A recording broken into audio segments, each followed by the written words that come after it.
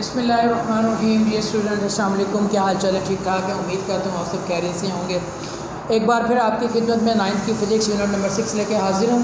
आज हमें lecture number 9 में डिस्कस करना है। उसमें हम डिस्कस करेंगे कि इंटर कन्वर्जन ऑफ एनर्जी क्या है, और कुछ हमने न्यूमेरिकल्स जो हैं वो हमने एक्सरसाइज के वो भी डिस्कस करने हैं। इससे पहले हमने जो डिस्कस किया था लास्ट लेक्चर में, हमने डिस्कस किया था फॉर्म ऑफ एनर्जी के बारे में। हमने डिस्कस किया था कि एनर्जी जो है वो किस तरह होती है, जिसमें हमने देखा था कि मैकेनिकल एनर्जी है, इलेक्ट्रिकल एनर्जी है, लाइट एनर्जी है, न्यूक्लियर एनर्जी है, केमिकल एनर्जी है, साउंड एनर्जी है, या फिर हीट एनर्जी है। अच्छा, अब आपने ये नोट किया होगा कि ये जितनी भी एनर्जी की टाइप्स हैं, ये आप देखें कि ये one form to another form क्या हो जाती हैं, कन्वर्ट भी हो जाती हैं। और ये एनर्जी की खासियत है कि वो एक हालत से दूसरी हालत में कन्वर्ट तो हो जाती है, और ओवरऑल एनर्जी जो रहती है वो एक जैसी रहती है, रिमेन कांस्टेंट रहती है। तो आज कुछ हमने यही देखना है कि इंटर कन्वर्जन ऑफ एनर्जी कैसे होती है। अब इंटर कन्वर्जन ऑफ एनर्जी का मतलब क्या है कि लेट्स सपोज कि अगर आप अपने हाथों को तेज़ी से रब करें तो थोड़ी देर के बाद आपको फील होगा कि दे गेट वार्म।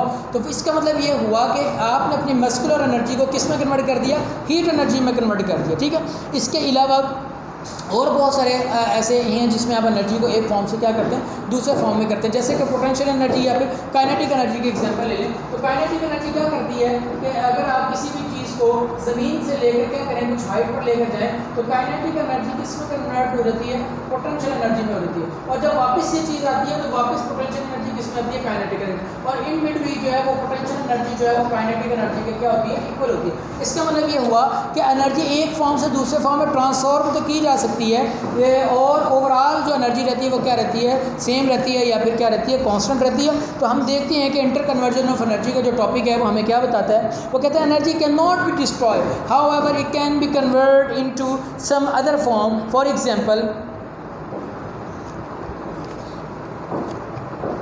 हाँ, उसने कहा for example rub your hands together quickly you will feel them warm. जैसे आप करेंगे तो आपको गर्माइश फील होगी। You have used your muscular energy in rubbing hand, as a result heat is produced in the process of rubbing hand. Mechanical energy is converted into heat energy. तो मैंने अभी आपको बताया कि मैकेनिकल एनर्जी को आपने किस में कन्वर्ट कर दिया, हीट एनर्जी में। Process in nature are also results. अब आप ये देखें कि जो भी ज़मीन के अंदर पानी होता है वो क्या होता है, प्रोसेस इन नेचर जो तालाब के अंदर पानी आपको नज़र आ रहा होता है वो हीट पड़ने की वजह से थोड़ा सा क्या होता है, हीटअप होता है। हीटअप होने की वजह से उसके अंदर एक मोशन प्रोड्यूस होती है, काइनेटिक एनर्जी आती है, वो मूवमेंट कर रही होती है molecule. Just a minute please.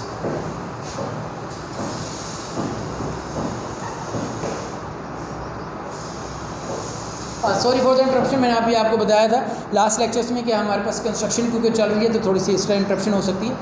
अच्छा, अब हम डिस्कस कर रहे थे कि होता क्या है कि जो तालाब के अंदर जो पानी होता है या रिवर्स के अंदर जो पानी होता है, जब उनके ऊपर सनलाइट पड़ती है तो सनलाइट का मतलब हीट का मतलब थर्मल। तो वो क्या करता है, उसका टेम्परेचर को चेंज करता है। जब उसका टेम्परेचर चेंज होता है तो वो आहिस्ता आहिस्ता क्या करता है, वेपर्स बनते हैं। वाटर के जब वेपर्स बनते हैं तो वो ऊपर की तरफ राइज अप होते हैं, यानी कि ऊपर की तरफ ट्रैवल करते हैं। जब वो ट्रैवल करते हैं इसका मतलब है हीट एनर्जी यानी कि थर्मल एनर्जी ने क्या किया, काइनेटिक एनर्जी मॉलिक्यूल्स की मूवमेंट, और वो सरफेस पर आए, वो वेपर्स बने, वेपर्स बनकर वो ऊपर की तरफ गए, क्या बन गई, पोटेंशियल एनर्जी। जब ऊपर गए तो वो थोड़े से कूल डाउन हुए, कूल डाउन होने के बाद वो वापस जो है वो बादलों की फॉर्म में या ड्रॉप्स वाइज जो है वो वापस आते हैं, और इस तरह जो है वो बिल्कुल पोटेंशियल एनर्जी वापस काइनेटिक एनर्जी में। तो इस तरह जो है वो thermal energy into kinetic energy into potential energy. और पोटेंशियल एनर्जी में बादल भी आपस में जब एक दूसरे के साथ अटैच होते हैं तो वो फ्रिक्शन एनर्जी भी वहाँ पर होती है, जिसके नतीजे में फिर आपके पास बारिश होती है। तो ये सारा फिनोमिना है। अब हम इसको देखते हैं वन बाय वन। आपके पास पेज नंबर 127 पर है। उसने कहा प्रोसेस जो है नेचर के अंदर वो भी रिजल्ट ऑफ एनर्जी है, चेंजेस। जैसे कि for example some of the heat energy from the sun is taken up by water in the ocean. This increase the thermal energy. अभी मैंने आपको बताया कि जो सनलाइट से जो पानी है वो एनर्जी लेगा तो वो क्या करेगा, उसकी थर्मल एनर्जी को इंक्रीज़ करेगा। थर्मल एनर्जी कॉज करेगा water to evaporate from the surface to from water vapours. तो वो क्या करेगा, वाटर वेपर बनाने में मदद देगा। These vapours rise up and from clouds, ये ऊपर की तरफ जाएंगे और क्या बनाएंगे, बादल बनाएंगे। एज दे कूल डाउन, जैसे ही वो ठंडे होंगे, they form water drop and fall down as rain, और वो बारिश की सूरत में क्या करेंगे, वापस आएंगे। Potential energy change to kinetic energy as the rain fall. This rain water में रीच आ लेक और आ डैम। ये कहीं डैम की भी हमने लास्ट लेक्चर में भी मैंने आपसे डिस्कस किया था, या तो वो क्या करेंगे, किसी लेक में जाएंगे, झील में जाएंगे, या फिर किसी डैम भी जाएगी बारिश, और वो क्या कहेंगे, it's kinetic energy change into thermal energy, while part of kinetic energy of flowing water is used to wash away soil particles of rocks known as soil erosion। और बहता हुआ पानी जो है वो आपको पता है ज़मीन की कुछ चीज़ें को, मिट्टी को एक जगह से दूसरी जगह लेकर जाता है। इस तरह ज़रखेज़ी जो है वो इंक्रीज़ करती है, जिसको हम सॉइल इरोजन कहते हैं। जो बहती हुई चीज़ पानी जो है वो क्या करती है, अगर कहीं एक जगह पर ज़रखेज़ मिट्टी है तो अपने साथ थोड़ी सी लेकर जाएगा किसी उस जगह पर जहाँ पर मिट्टी जो है वो ज़रखेज़ नहीं होती। तो इस तरह भी जो है वो आपके पास फसल की भी जो है वो ज़्यादा हो जाती है, तो इसलिए बारिशें जो हैं वो भी होना। तो इस तरह आप देखें सारे फिनोमिना के अंदर हमने एनर्जी को एक फॉर्म से क्या किया, दूसरे फॉर्म में कन्वर्ट किया। ऑटोमेटिकली ये प्रोसेस चल रहा है, नेचुरल प्रोसेस है, एक फॉर्म से दूसरे फॉर्म, दूसरे फॉर्म से इसी तरह। और लेकिन ओवरऑल जो सिस्टम के जो एनर्जी है वो क्या रहती है, कांस्टेंट रहती है।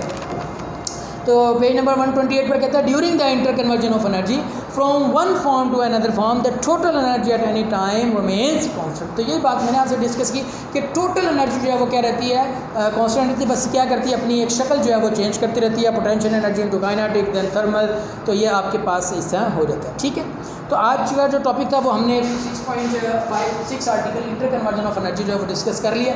अब हम क्या करेंगे, आज न्यूमेरिकल कुछ डिस्कस करने हैं। तो आप इस तरह करें, जल्दी से अपने रजिस्टर्स ओपन कर लें, अपने न्यूमेरिकल के लिए जो चीज़ें हैं वो अपनी ओके कर लें, जो जिसमें आपके पास कैलकुलेटर का होना बहुत ज़रूरी है, और उसके अलावा आपके पास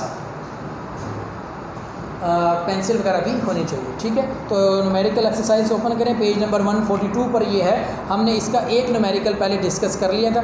आज हम इसके अगले 4 न्यूमेरिकल जो हैं वो मज़ीद डिस्कस करने जा रहे हैं। बहुत ईजी न्यूमेरिकल हैं, लेकिन चलें फिर भी एक बार आपको मैं करवा दूँ। जैसे जैसे मैं न्यूमेरिकल आपको करवाता हूँ वैसे वैसे आपने इन न्यूमेरिकल्स को क्या करना है, नीटली भी देखते रहना है, ताकि आपके पास नीट नोटबुक भी जो है वो बन जाए। और जब नीट नोटबुक बन जाएगी तो फिर इंशाल्लाह जब वापस आएंगे तो उसको हम चेक करेंगे, उस वक्त टाइम नहीं लगाना पड़ेगा, और ये साथ साथ बेहतर हो जाएगा, आपकी प्रैक्टिस हो जाएगी। तो आपने इसको साथ साथ करना है। ठीक है, 6.2 जो न्यूमेरिकल है वो स्टार्ट करते हैं। 6.2 न्यूमेरिकल हमारे पास क्या है, एक ब्लॉक है जिसका वेट जो है वो है 20 न्यूटन। तो W इक्वल टू आपके पास 20 न्यूटन है, और वो कहते हैं जी उसको हमने लिफ्ट अप किया है 6 मीटर वर्टिकल हाइट। तो हाइट जो है वो क्या है जी 6 मीटर। और उसके बाद हमें क्या कहा है जी, पोटेंशियल एनर्जी मालूम करें। तो बहुत ईजी है, मुझे बताएं, इसमें कोई फाइंड आउट करने वाली चीज़ रहती नहीं है, लेकिन फिर भी तो आपको पता है जी पोटेंशियल एनर्जी किसके बराबर होती है जी, पोटेंशियल एनर्जी बराबर होती है F इंटू एफ कह लें या फिर W इंटू एच। मैंने आपसे डिस्कस किया था, W इंटू एच भी कह सकते हैं, F इंटू एच भी कह सकते हैं, और उसकी जगह mgh भी लगा सकते हैं। तो लिहाजा हमारे पास W, तो W हमारे पास है 20 और हाइट हमारे पास ऑलरेडी है 6। तो आप दोनों को मल्टीप्लाई करेंगे 120 और यूनिट क्या होते हैं पोटेंशियल एनर्जी पे जाओ।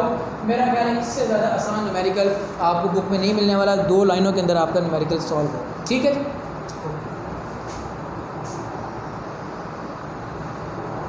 6.3 देखें जी, 6.3 क्या कहता है जी, अगेन एक कार है जिसका जो वेट है वो दिया हुआ है 12 किलो न्यूटन। और अब आपको अच्छी तरीके से पता है 12 मल्टीप्लाई 10⁻³ न्यूटन किलो को हमने कन्वर्ट करना होगा मल्टीपल पावर में। और स्पीड उसकी दी हुई है जी 20 मीटर पर सेकेंड। और हमें कहा गया है कि जी क्या फाइंड आउट करना है, हमने इसकी काइनेटिक एनर्जी फाइंड आउट करना है। अब आपको पता है कि काइनेटिक एनर्जी का क्या फार्मूला है, काइनेटिक एनर्जी का फार्मूला है जी 1/2 mv²। अब मेरे पास वेलोसिटी तो मौजूद है, डाटा कहते हैं लेकिन मैस नहीं है। और मैस नहीं है तो फिर क्या चीज़ मौजूद है, वेट मौजूद है। वेट किसके बराबर होता है, mg के। वहाँ से मैं क्या फाइंड आउट कर लूँगा, मैस। तो हमारे पास होगा W इक्वल टू mg और m इक्वल टू किसके बराबर होगा, W/g। और W किसके बराबर है 12, 1 2 3 डिवाइडेड बाय 10, 1200 किलोग्राम, क्योंकि जो मैस है उसकी यूनिट क्या होता है, kg। Okay, now just put the value in the formula. Kinetic energy is equal to 1/2 mv² is equal to 1/2 mass is equal to 1200 और velocity is equal to 20²। आप इसको करेंगे, सॉर्ट आउट करेंगे।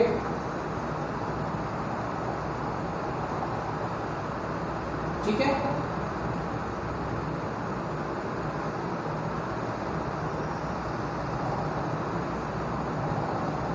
जाओ 240 किलो जॉल।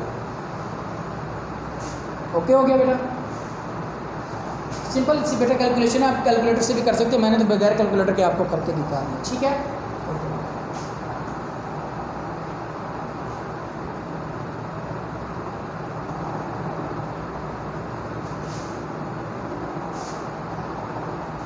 6.4 जी। 500 ग्राम stone, इसका मतलब mess कितना दिया हुआ जी? 0.5 kg। और उसकी जो वेलोसिटी दी है वो दी है बेटा 15 मीटर पर सेकेंड। दो चीज़ें फाइंड आउट करनी है, पोटेंशियल एनर्जी मैक्सिमम हाइट पर और काइनेटिक एनर्जी ग्राउंड पर। ये बात ध्यान रखें, काइनेटिक एनर्जी मैक्सिमम ग्राउंड पर होती है और जो पोटेंशियल एनर्जी मैक्सिमम क्या होती है? हाइट पर होती है। ओके जी, तो पहले निकाल लेते हैं जी काइनेटिक एनर्जी। काइनेटिक एनर्जी आपके पास होती है 1/2 mv²। 1/2 mass is equal to 0.5, velocity 15², multiply and divide करेंगे तो आपके पास आएगा 56.25 जूल। ओके, अब हम निकालने जा रहे हैं बेटा kinetic potential energy. Potential energy किसके बराबर होता है? mgh। We have mass, we have a gravity, g आपको पता है 10 होता है। हमारे पास क्या नहीं है? हमारे पास h की वैल्यू नहीं है। और जब हमारे पास h की वैल्यू नहीं है तो हम क्या करेंगे? पहले h की वैल्यू निकालेंगे यूजिंग थर्ड इक्वेशन।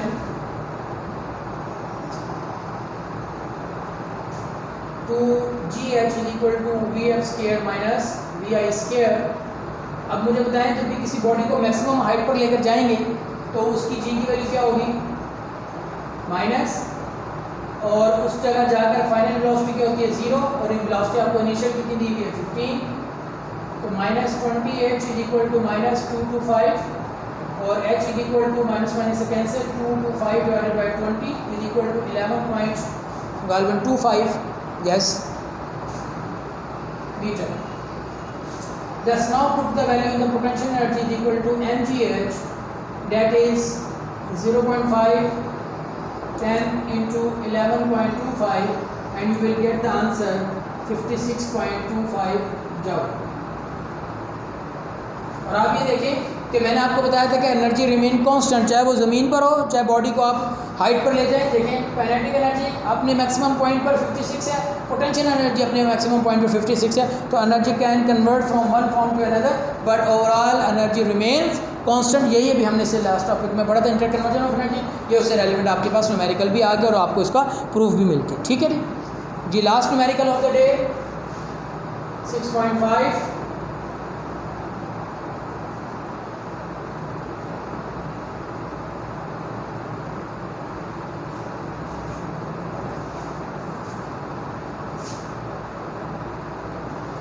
6.5 कहते हैं कि रोज on reaching the top of a slope 6 metre high from its bottom cyclist has speed 1.5। Height आपके पास गिवन है जी 6 मीटर और स्पीड है जी 1.5 मीटर पर second. Find kinetic energy and potential energy. तो फिर हमें पोटेंशियल एनर्जी निकालनी है और हमें क्या निकालनी है? काइनेटिक एनर्जी भी निकालनी है। और मेरा ख्याल है कि हाँ जी, मैस आपको एक बात गिवन है बेटा, मैस इज इक्वल टू है जी 40 kg। तो सिंपल इज डैट, बहुत ईजी है। पोटेंशियल एनर्जी आप निकाल सकते हैं mgh से। मैस आपके पास 40, g की वैल्यू आपको पता है 10 और h की वैल्यू जो है वो आपके पास है g 6।